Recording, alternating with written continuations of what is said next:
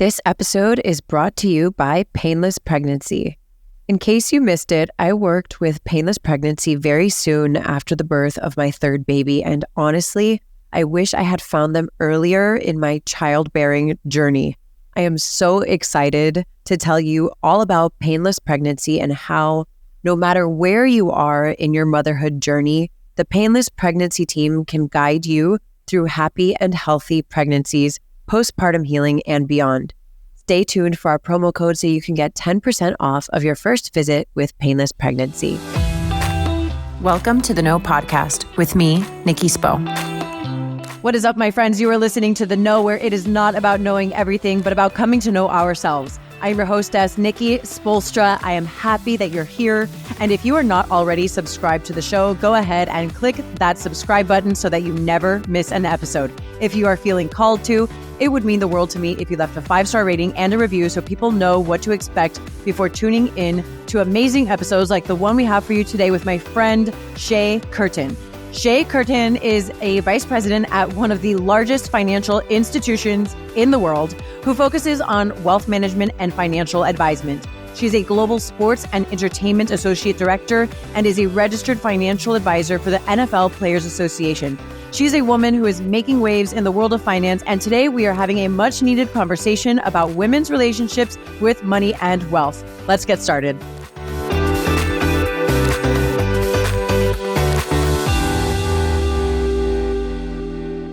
So are we all making money today? Is that what's happening? Yes, we are making money. This is a good thing. There was a little bit of a sell-off in the market the last couple of days because of certain economic indicators and geopolitical tensions. Obviously, when there's wars going on, everybody's freaking out a little bit, but we're doing great. Stock market's up year to date. We're in the green. That means I'm in the green. We're in the green. You're in the green. Hopefully we can talk about people having like more open, honest dialogues with their financial advisors to know, what it means. On a daily basis, the stock market being up doesn't mean much, but look at it. It's like a quarterly basis, a semi-annual basis, an annual basis, and how you compare your portfolio performance to the overall markets. A few years ago, Shay, I did like this money series where I told people my money story, my personal I listened story. to all of it and I loved it. It was very empowering. I'm so grateful you did. Thank you. That means a lot to me. It's wild because I grew up as like a super saver, right? Like I just grew up like save your money, don't do anything, like very, very conservative. Obviously, like I did that. I worked my ass off and I saved a bunch of money like before I got married. I worked 3 jobs and all that stuff. But I didn't really like make it work for me, and it wasn't until like later in my adulthood, especially like after I had kids, that I was like, okay, like, how are we going to put this money to work and how are we going to make it grow? And like, who do I even talk to about that? Like, it's like a scary world out here. And I feel so like if I'm too far behind on like what's been happening, I kind of want to be like ostrich.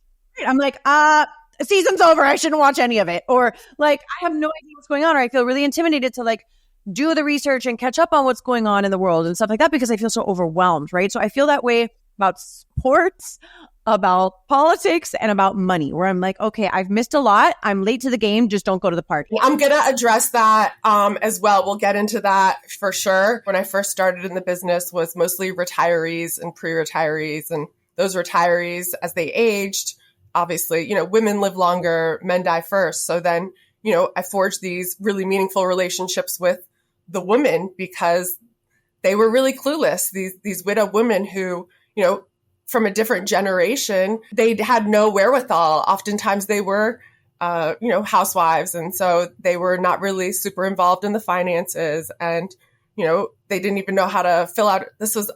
I started in the industry a long time ago when checkbooks were still a thing. I still have a checkbook, Shay. I manually keep a checkbook. Yes. And so this woman, they had no idea how to even fill out a check. And so it's kind of starting from ground zero. And that's been kind of the cool thing about now and, younger people and the proliferation of the internet. Everybody is a bit more savvy and a bit more in touch with what is really going on and how to help themselves a bit more. Okay. So what I feel personally, and so I cannot be the only person on the planet feeling this, is like, I feel shame for like not already knowing the basics, right? So like, I'm embarrassed. Whoa. I'm like so embarrassed. I like talk to my FA and I'm like, Oh yeah. And then I had to have like a talk with myself. I'm like, Nikki, girlfriend, stop pretending like you know things. And this is like Shay, this is a general like rule that I'm like trying to apply more to my life in general, is that when I don't know something, just say I don't know. Right? Yes. Yeah, just say I don't know. Yes. There's certain times to smile and nod, but it's cool now to ask questions because you realize you're helping yourself and you're helping so many other people. And that's why you have this platform, right? Because you're paying it forward, things that you've learned along the way and your experiences.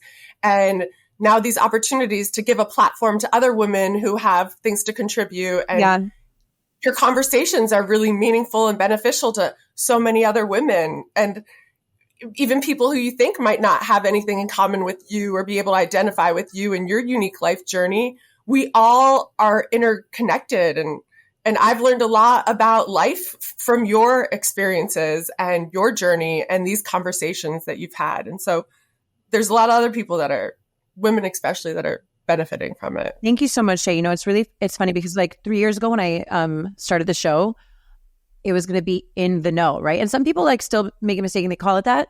And it's funny because the whole thing is about like not knowing everything, and it's about coming to know ourselves. And the whole thing is like, I'm not the expert. People are like, why don't you do more? So I do some solo episodes, but I don't do a ton because I'm like, I'm not the expert. I actually want to talk to people and ask questions. I want to know like what you know. Like, I want to know what you know. I don't know shit. I want to know what you know, So like, it's a fun time. It's a fun time getting to talk to people of all walks of life and kind of have like this broad, people are like, what is it about? I'm like, it's kind of about everything.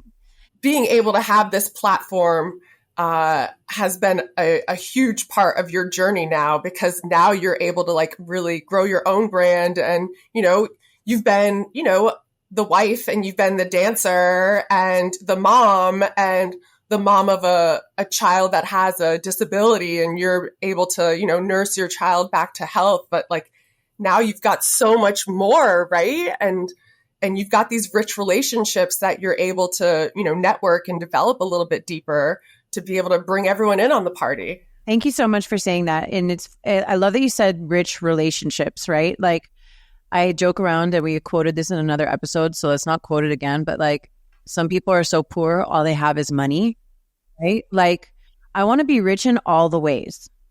I want to be rich in the bank account, but I also want to be rich in my life experiences. I want to be rich like in the relationships I have, like you said. Like I want all of that. I want my wealth and abundance to like carry over into all areas of my life. You can have it all. That's the most fabulous part about it, is that like you're showing women that they can have it all too, And I think like we just need to get more comfortable having the conversations, because like, I don't know about you, but for my whole life, there's been this stigma of like women and money. So Shay, like what I'm asking you now, like when you hear the two words, women, money, but they're put together, what like stigmas come to mind? I just know the feedback that I hear from all my friends, women and money, it's not my thing. Numbers are not my thing. Math is not my thing. And I fell victim to some of those, stereotypes and, really incorrect, inconclusive statements that are very broad and dangerous. Working in this, male dominated industry, I didn't have women that I could look to and look at and say, hey, I want to be like this woman and be, a badass businesswoman. I didn't get that until, 10 years into my career, when I came to a much bigger company where I saw other women doing this. But only 18% of financial advisors are women. And so, I didn't have any examples to look to say, hey, women are in control of their finances and can help other women be in control of their finances. So I'm trying to help kill the stigma. So on that note, though, like, why aren't women in control of their finances? I think some of them, which I learned recently, which was really heartbreaking, don't want to be. That was a really tough pill to swallow, because the reason why I'm here, one of my biggest whys is because I want to help empower women. And I realized that there are women who don't want to be empowered, and they want to just have somebody else do it. And I don't want to think about it and, give it to him to do. He's smarter. He knows numbers, and I just want to live my life. And when I learned that, I was heartbroken by it, but I had to accept the reality of it and say, okay, now what can I do to, maybe I'm not going to change it, but where can I maybe soften that stance a little bit more and, try to break down those barriers of like why they have these walls up so much saying they can't do it. Is it culturally? Is it, because of where they've come from? Or is it because of past experience that they've had where they just felt really defeated by it? Is it because they've been talking to the wrong people and those people are making them feel like they can't do it or they're not capable of doing it? Or is it because they just don't have money? So if you have no money and you're living paycheck to paycheck, like, why are you going to take the time to learn about investing? Like, I'm literally just trying to pay my rent on time. Nonetheless, like have savings, an emergency fund, nonetheless start to get invested and start my investing journey. So, there's a lot of like societal BS that we are subjected to. We're breaking through some barriers and busting down some walls, but we still have so much further to go. When I hear you say that, and like women who like don't want to have anything to do with it, they're like, no, like he can handle it. I'm assuming that you are referring to people that are in marriages or divorced people. I'm referring mostly to divorced people because now you suddenly have to be responsible for your finances and your investments. If you got a settlement where now you have this nest egg that you have to, protect, preserve, grow, live off of,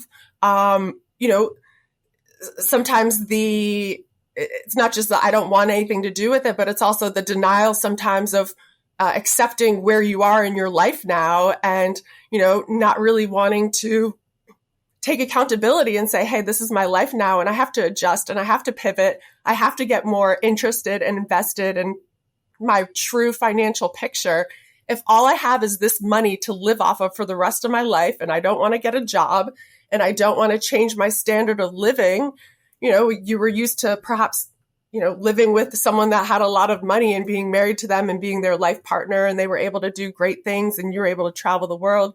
And then all of a sudden, she can't do those things anymore, but doesn't want to swallow that pill and look in the mirror. And so, maybe you can't afford that McMansion anymore. There's certain things that you have to really accept that perhaps this isn't that lifestyle that you're going to be accustomed to anymore, and you're going to have to make some adjustments. So I think that was my biggest hurdle when dealing with it's not the widowed women because typically they're a little bit older and they've had to come to the point that they're going to be the surviving spouse. So that's a very different thing. It's usually the divorcees that have a bit more of a tough time and want to fight it, or even women that come from wealthy families and they're used to somebody doing something for them all the time. So those are all fights that I have to try to fight, but I can't help people who don't want to be helped.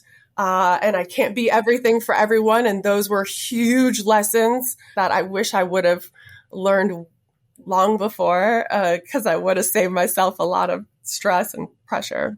Well, I'm really curious, Shay, because like when I personally hear about women, especially in relationships that are like, I just want my husband to deal with it, right? Yeah. Do you think that has a lot to do with the possibility that the husband might be the breadwinner? So a spouse feels like they can't be involved because she's not the one making the money. Sure. But if that's like your life partner and your husband, he's going to die someday. And again, women typically outlive men by at least 8 to 10 years. That's a big gap of you trying to figure out life on your own. And you want to be prepared in thinking of, what's going to happen when he dies. But also in America, we have a huge divorce rate. So over 50% of divorces, it's kind of eminent. We can't fight those figures. And so, being prepared, God forbid, for the worst, knowledge is power. And I think women need to really take the responsibility and intentionally get more involved. It's not a taboo subject anymore to talk about money, to talk about finances. And, we have the resources to be able to do so now. It's wild because I'm very much a person who's like, I want to be all up in the mix. Like, I want to know. It's funny because a friend of mine was referring me to an FA and she said to the woman, just be ready to have Nikki as a client because she will ask you why 500 times. Like, because I want to know why everything works. I want to why. I'm like a child in that way. What's supposed to be though. And, this is supposed to be the relationship with a financial advisor and a client is supposed to be a very open, honest, raw, and real relationship. And I think that's also why in wealth management, women financial advisors do so well because we're able to really intentionally connect with our clients and get to know who they are as a person, what's important to them, what's your value system, what does wealth mean to me, and really get to know you as a person instead of just here's, how much money you have and put together a investment proposal. And that was a part of how I was able to transition from working with a big team of male financial advisors into starting my own business. I saw that there was just such a huge disconnect in these meetings that were supposed to be, intimate and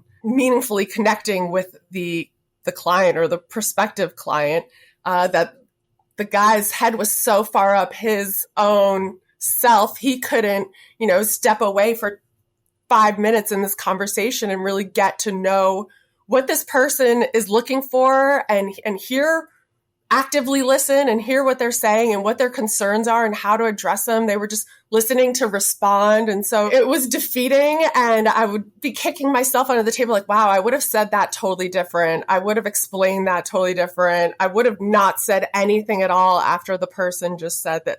Now I'm able to bring that experience of working with those guys. I learned a lot what to do. I worked with this team for 10 years, but I learned mostly what not to do.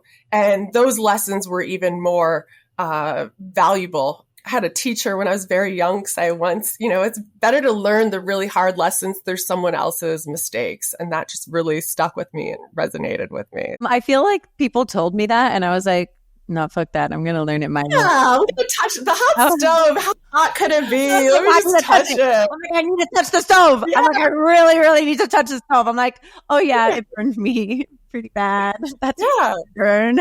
I think that women are definitely getting more curious. I do think that as I've spoken to so many different women of different walks of life in different financial situations, I have definitely noticed like a kind of hands-off approach to financial involvement in people's marriages, right? Because people talk. And I remember thinking, I want to know everything. I want to know all the things just because, I think if you're going to be a teammate with somebody, you guys, you have to work as a team, right? And that could be your business relationship too. You know what I mean? I need to know your strengths and your weaknesses. Right. And if you have a business relationship in a business, both people get to know all of the details. I have been so empowered lately in this new phase of my life. I see it. I hear it. I feel it. You feel for it.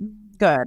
I'm happy you feel it. I feel super empowered where I'm like, oh my gosh, this is it. This is what my life is looking like. This is what I get to do with my family, my children. This is how many times. And I really I wish you could see my desktop because I have Nikki's vacation plan with the kids and without the kids and how much I spend per vacation with the kids. And yes. If I want to spend, yes. I know that there's some concrete vacations, right? I go skiing with my kids every year, which is expensive. Skiing is not cheap, right?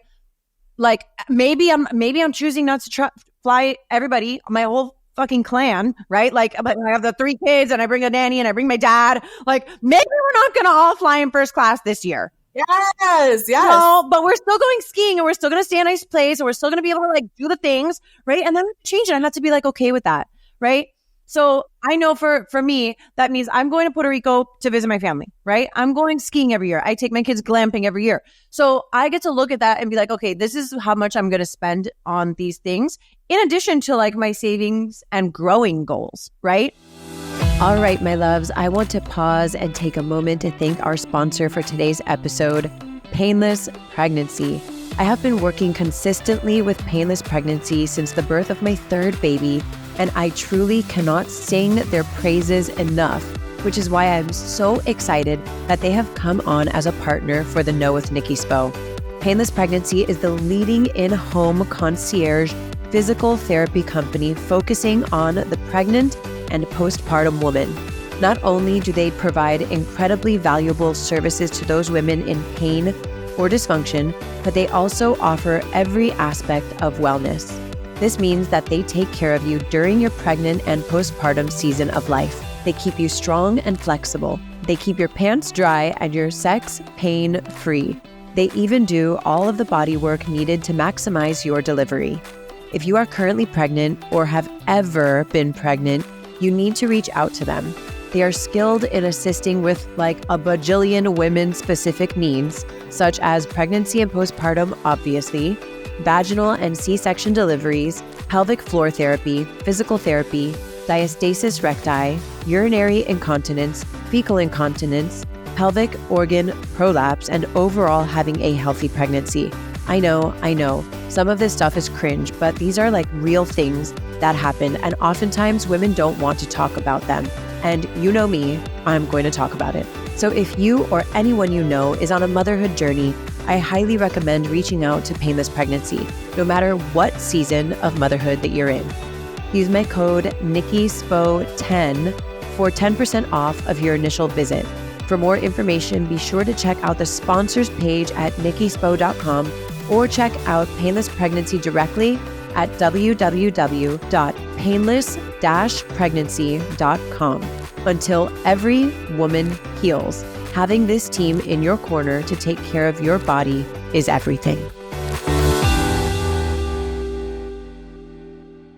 Let me speak from personal experience. Like there's a reel floating around out there, I'm sober. And actually today is my four-year sobriety anniversary. But Congratulations! Today's April 18th and I'm celebrating 4 years. But it's the meme that I saw, or the reel that I saw floating around on Instagram, is something like, I don't drink, I don't smoke, I don't do drugs, but I shop, right? And for me, I'm like, oh my gosh, when I stopped drinking, I was like, I'm going to shop. I had to really, really take a look at that within myself to be like, what am I trying to fill? And do I really want this thing, or do I want something different? Am I looking for something different? And what do I really want? Do I want long-term security or immediate fun? Yes. Or an immediate high by purchasing whatever. For you to have the wherewithal to take that time to, be that introspective and vulnerable with yourself to realize that so many people don't do that, and they're numb and they want to keep numbing themselves and just pushing through it. And they get bigger and bigger in a hole, and then they feel totally hopeless and helpless. And then it's dangerous. It is dangerous and it's sad. Okay. Financial discipline takes discipline, right? Yes. Like it takes discipline, and discipline is a practice. And I remember I was feeling triggered about something. And I remember thinking, okay, I'm having a little bit of a short circuit right now, but the only way I'm going to get better at this is if I practice it in real life, right? Like if I avoid my triggers completely, then I never really learn how to deal with it or live with it. Yes. Like you got to do the work. Face it. So you have to people have to allow themselves grace to like face the thing that is scary or uncomfortable so that they can push through it and move through it. Yeah. You got to practice discipline. Discipline isn't something that you can get through avoiding it. Like you have to practice it all the time. So my question really is, when you are faced with clients or working with clients and they are trying to establish, I'm talking about in the beginning, they're coming to you and they're like, Shay, I have these goals in my life, these financial goals in my life. I really don't have financial discipline. How are you helping people with that?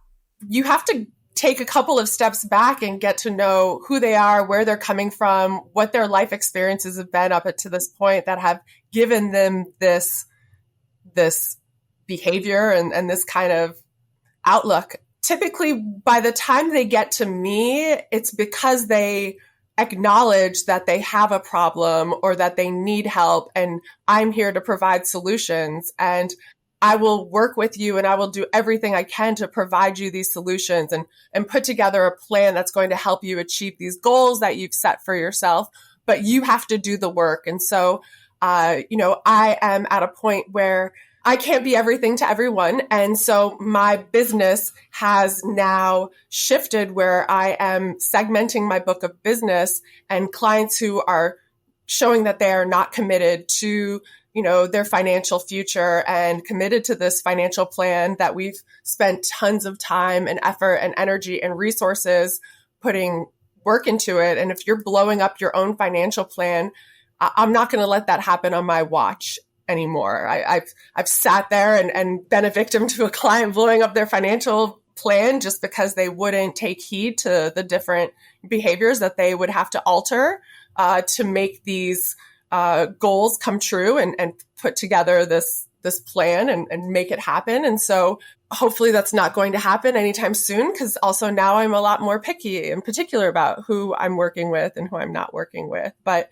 it's been tough because money is such a personal thing. And, everybody has such a different relationship with it. And like you had mentioned in your other podcast, how they inherit these financial behaviors and relationships towards money, often from their parents and their families. And so you're inheriting like your family trauma in emotional and mental behaviors, which are also inheriting their financial traumas. And so you've got to be conscious and work really hard and get comfortable being uncomfortable, to lean into it and say, hey, I'm really ready to do the work to empower myself. Because like you said earlier, being empowered it changes all the different facets of your life. It comes like a little bit of like a snowball. Once you have this peace of mind of where your finances are and where your budget is, it makes life and the things around it a little bit easier. And if God forbid there's some kind of emergency, because life be life and things happen,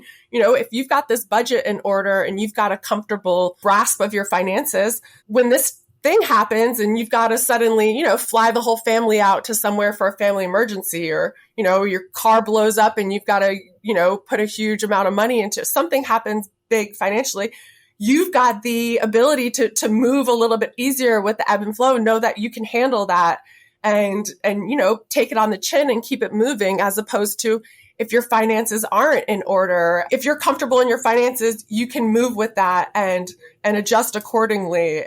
If you're not, you're going to be filled with even more anxiety and grief and be more prone to channeling that energy in an unhealthy way, perhaps. So Shay, you know what I'm hearing a lot, like in these examples that you're giving, I'm hearing what you're really saying in a way is like creating an environment where you can trust yourself. Yes.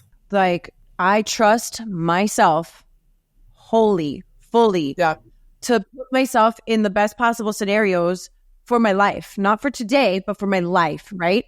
And I think we grow up, like you said, with all this inherited baggage when it comes to money. And we just go, right? Like you just roll with it. You just go. It's like one foot in front of the other. And I think it takes a lot of intention to actually sit there and be like, okay, like this is what it is. And I need to take this more seriously and create an environment where I can, not that I'm just trusting somebody else to do it, but I really feel like I could trust myself. When you become empowered, then you're excited about it and it's contagious, and you start talking to your friends about it, and then your friends get empowered, and who knows what they're doing. Like it's exciting. Everyone always asks me, which is really cool, that now everyone knows what I do for a living. So everyone asks me questions about money and finances, and I love it so much, because I didn't work this hard to get to where I am, to have access to these resources and not be able to share it with my friends and my family or strangers. And so I was saying how, becoming a financial advisor just totally changed my life. And I would have had no idea that this would be my life. And it is very fulfilling, and no 2 days are the same. This girl who I had met a couple of times was there. And so I was like, how are you? What have you been up to? I haven't seen her in forever. And she's like, well, I just got my insurance licenses and they're sponsoring me to go get my other securities license. And, I remember while we were at dinner one night, you said how empowering it was and how life-changing it was to become a financial advisor. You literally said, it changed my life. And those words stuck with me. And so I was, in this transitional phase of what I was going to do with my life and my career. And I pursued this path, and I was like, this is so awesome. Like, also, we're connected on social media. Why didn't you ever hit me up and, use me as a resource and let me be your cheerleader and help you however I can? And it was so cool and so flattering. And, the same way that we're having those conversations about like our careers and the trajectory of our passion, but also like with everyday financial stuff. And so I've been trying to be more vocal about it so that It's not as intimidating for friends to ask me questions that they think are stupid and not a big deal. And it's helped. I get, a couple of questions a week now from friends, and it's very cool. And they're asking great questions, and you can always tell they feel a sense of relief after you speak with them. And it's just a very rewarding thing. I'm so happy to hear that. And like, I love that you get to feel that way, because I feel that way too. Is like when I start having the conversations, all of a sudden I'm like a magnet for more of the conversations, right? Like, yes. Talking about sobriety, people started talking to me about sobriety. When I started talking about my relationship with my mom, people started talking to me about their relationship with their mom. And like some stuff that I deal with is like pretty heavy stuff, but like all got super intense stuff going on. You are the only one ballsy enough to put a microphone and a camera on to just be like, hey, this is what it is. Oh, yeah. All these people are going through similar shit, and they just wanted somebody else to say it first. On the advice note, I want to know what tips you have for women when they are speaking with financial advisors or like interviewing them. What questions should they be asking? Like, what are we looking for? Well, I think it's really important that women actually seek advice from a licensed financial advisor at a well-known, larger, established institution. That seems very obvious, right? To me, I'm like, that's obvious, but like, it should. But yet, like during COVID, the social media phenomenon of everybody becoming a financial advisor or financial expert, financial planner, and none of these people have licenses or skin on the line to be able to call themselves that, and oftentimes have no business, meddling in people's personal finances and telling them how to invest their money and that kind of thing. And it was great that everybody was suddenly talking about money and suddenly talking about the stock market. COVID was also a big an eye-opening thing for a lot of people with their finances. Comedy was booming, and then suddenly it became like a game of musical chairs, right? And the music stopped. Did you have a chair? Did you have a safety net of savings that was going to help you mitigate these really uncertain times? And the economy's shutting down, and you've got to feed yourself and your family, and what is going on? And so I really, really want women especially to make sure that they're intentional about going to a licensed individual to talk about financial planning, putting together a plan, and not just, meeting with someone that's just going to randomly invest their money. So, work with someone that it just feels right. So it's similar to finding a therapist. Like you're going to have to date around perhaps a little bit and, get a good feel for them. I would say use the internet. Like when we meet people that we're interested in remotely, like we're immediately running to the internet.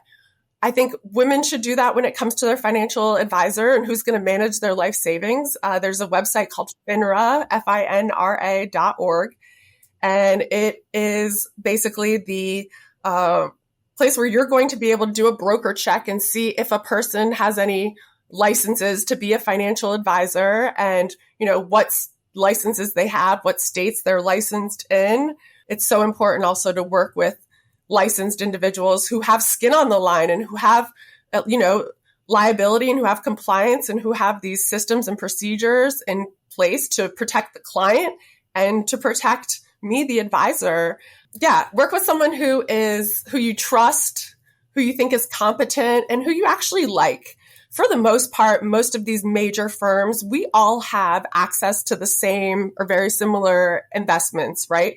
If this is something as important as my life savings, I'd rather work with someone that I actually like and, don't mind speaking to on the phone when they want to call and discuss an investment or do quarterly meetings face to face. I'm looking forward to sitting down with them, catching up and, talking about life for a little bit before we get into the nitty gritty of business. So I think actually liking your financial advisor, in addition to obviously trusting them and thinking that they're competent and capable, I think that's very important. Again, someone that's going to focus on also educating you, not just say, here, these are the investments we're doing and see you next year. The education process is the most important process of wealth management and financial planning. Because like you said earlier, you want to know why. And I think more people should want to know why.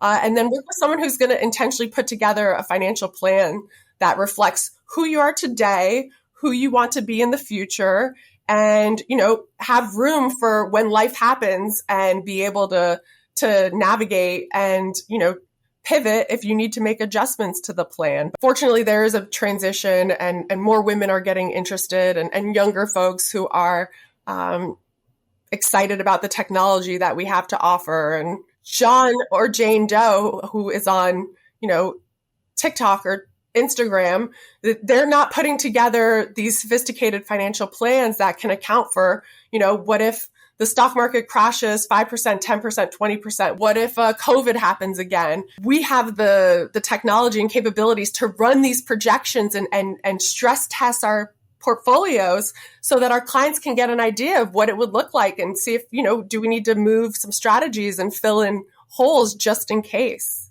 I'm so proud to have like a predominantly female team that guides me on my financial journey. I love talking to women about this. I love that women are like really just taking the bull by the horns and taking responsibility and being involved in their financial futures, right? And generating more wealth and teaching our daughters to do the same. Yes. One of the coolest things I got to do with my predominantly female team is that we ran all those stress tests. I was like, oh my gosh, you guys know how to get me through this, right? And like, whether we're generating like a 7-year plan where like I can support myself for X amount of time, and how do we do that? Like, okay, God forbid something happens. Like, what are we going to do to ensure that you can provide for yourself, Nikki, and your 3 children, right? Yeah. Yes. Amount of time if everything goes to shit. Yes.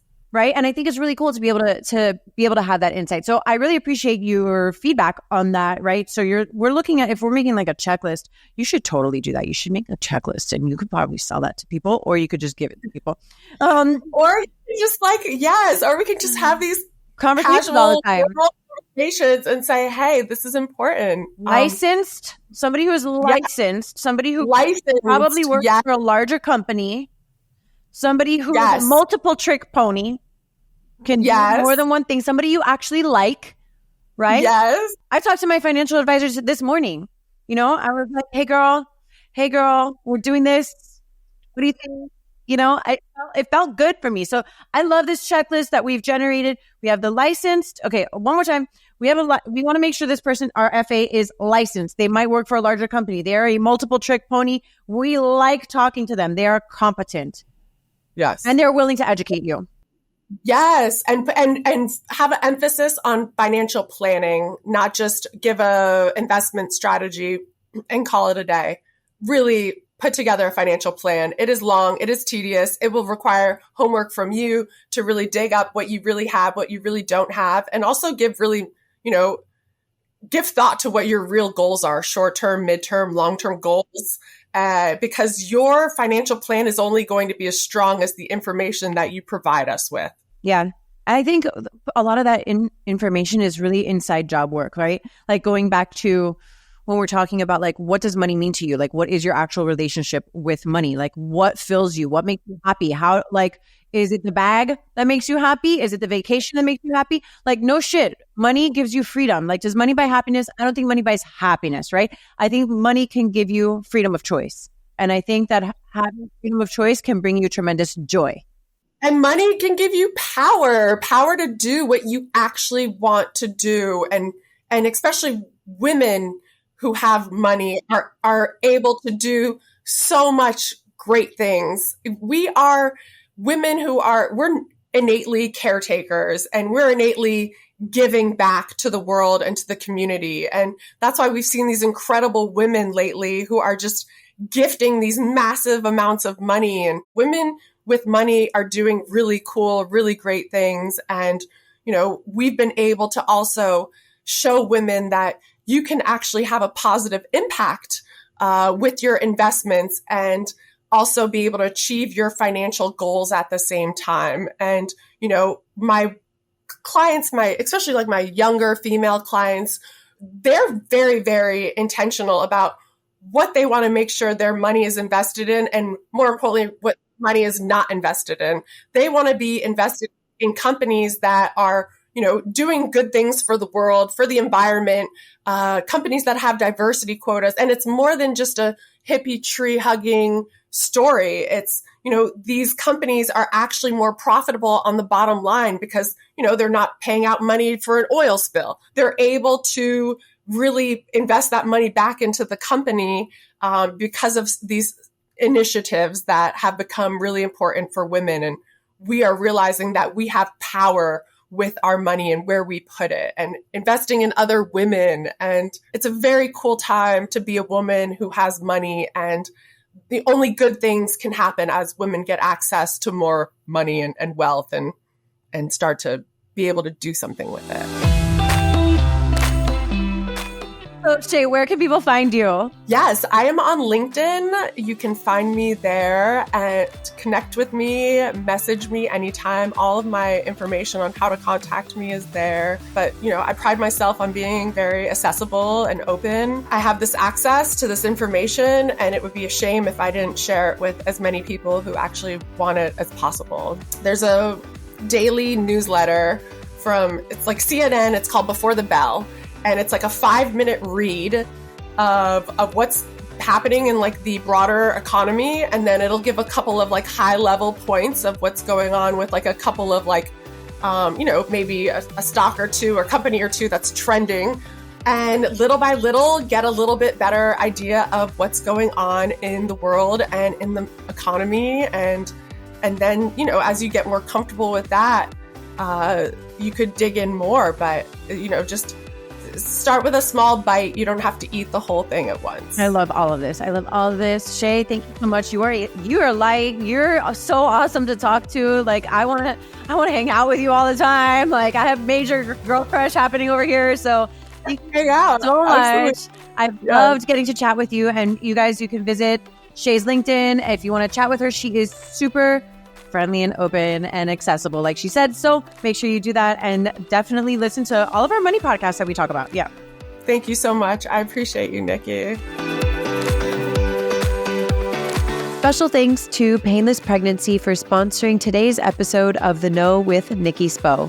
I am so grateful to have had the opportunity to heal with painless pregnancy after the birth of my third baby, and I want everyone out there to know that they can have happy, healthy pregnancies with the professional help and guidance of the incredible team at Painless Pregnancy. Use my code NikkiSpo10 for 10% off of your first visit, and check out painless-pregnancy.com for more information. Thank you so much for listening to The Know. If you loved this episode, go ahead and share it with a friend. Words are so powerful, and someone may need to hear what we covered today. And if you really loved this episode, please take a moment to rate the show and leave a review. Your comments are so important and valued, and they give other listeners insight on what to expect on The Know.